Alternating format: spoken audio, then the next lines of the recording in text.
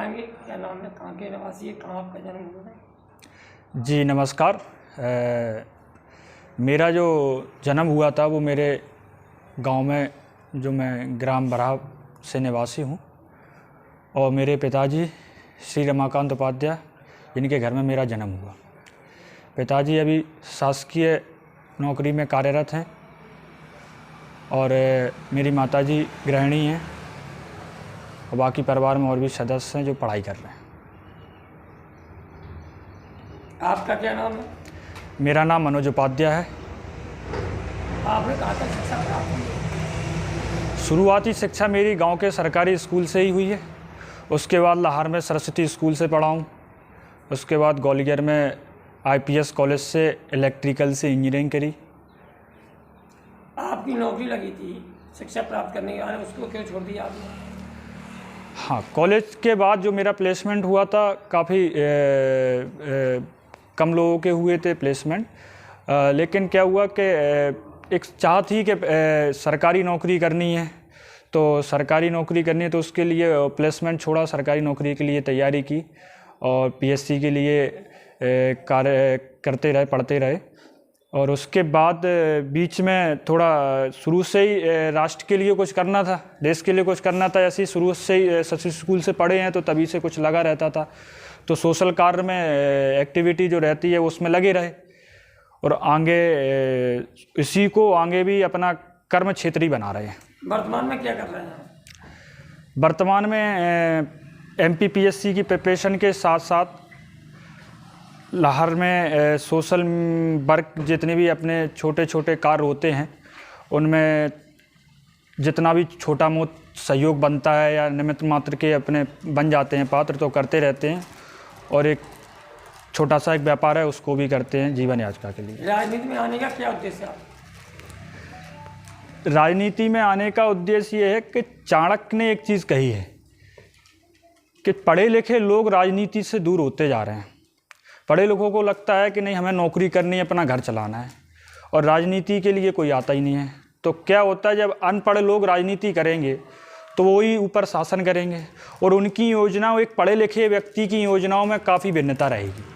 क्योंकि एक पढ़े लिखे व्यक्ति को एक डर रहता है कि हम कुछ कार्य कर रहे हैं, उसमें कुछ ऐसी गलतियां नहीं हो जाएं कि हमारी ये जीवन की शुरुआत है, अगर कुछ गलतियां होंगी तो हमारा भविष्य कितना खराब होगा। और उसमें एक ललक भी रहती है काम करने की, योजनाओं को कैसे चलाना है, क्या क्या करना है, और उनको क्रियान्वयन कैसे पहुँचना है। हर एक व्यक्ति, जो अंतिम तबके का व्यक्ति है, उस तक शासन की प्रत्येक योजना पहुँचे, वो लक्ष्य रहेगा। और सबसे महत्वपूर्ण चीज़ है कि किसी भी समाज में अगर आपको बदलाव लाना है तो उसके लिए सर्वप्रथम आपको शिक्षा, प्रत्येक जो सबसे छोटे व्यक्ति है गांव का, उसके प्रत्येक बच्चे तक शिक्षा पहुंचनी चाहिए। तो उसके लिए प्रयास रहेगा कि गांव में एक उचित संस्थान, कोचिंग सेंटर आदि की व्यवस्था की जाए। शासन द्वारा चुनाव की घोषणा की गई है, तो क्या आप किसी पद पर चुनाव लड़ेंगे क्या?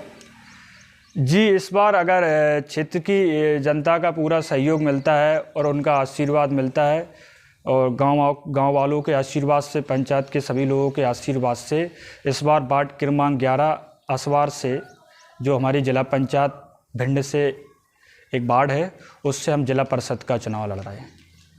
क्या चुनाव लड़ने का क्या उद्देश्य है? यदि जनता आपको चुनती है, आशीर्वाद देती है, तो आप जनता के लिए क्या काम करें?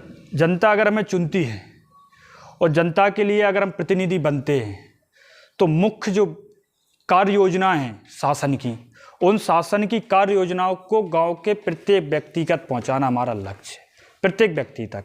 और शिक्षा, किसी भी योजनाओं को अगर किसी समाज में अगर पहुंचानी है तो सबसे पहले शिक्षा ही कार्य करती है।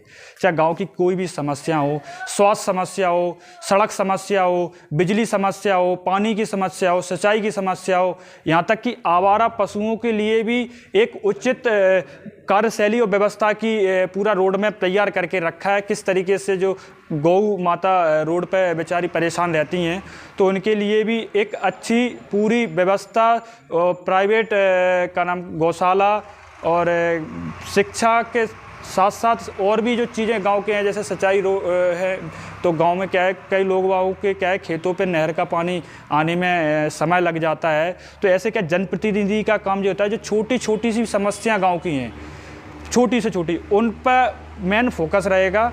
और गांव में एक प्रत्येक ग्राम पंचायत में, जितनी हमारे कार्य क्षेत्र में ग्राम पंचायतें आ रही, उसमें एक हम पुस्तकालय की व्यवस्था करेंगे, जिससे क्या होता है, गांव का थोड़ा पढ़ाई का माहौल जो है वो थोड़ा सही नहीं होता है। बच्चे पढ़ने बाहर दूर नहीं जा पाते हैं कई कारणवश, किसी की पढ़ाई में धन से समस्या है, किसी अन्य चीज़ से भी समस्या है। तो प्रत्येक ग्राम पंचायत में एक पुस्तकालय की व्यवस्था करेंगे, जिससे वहाँ के जो विद्यार्थी हैं वो वहीं पढ़ें। और आगे चल के जो और विद्यार्थी अन्य जो बाहर प्रतियोगी परीक्षा में जाना चाहते हैं, तो उनको शासन के द्वारा निःशुल्क बड़े शहर में रहने, खाने पीने की, यहाँ तक की पढ़ाई की भी व्यवस्था करवाएंगे।